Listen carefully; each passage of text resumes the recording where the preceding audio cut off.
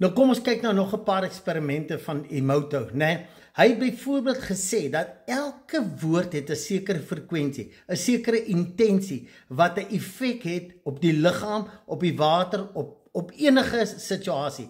Hy het byvoorbeeld gesê elke woord het 'n ingeboude frekwensie wat jy nie eens besef nie. Hy het byvoorbeeld gevat, dan sê hy vir die een botteltjie water, "You're fool." En vir die ander een sê hy, "You are cute." Nou kyk net, nadat hy het gevries het, kyk wat ontdek hy. Die boonste ene is, "You are cute." Die onderste ene is, "You're fool," né? Dit is soms 'n chalk and cheese die verskil wat die water gereageer het. So het hy dan ook, die ander een, "Dood."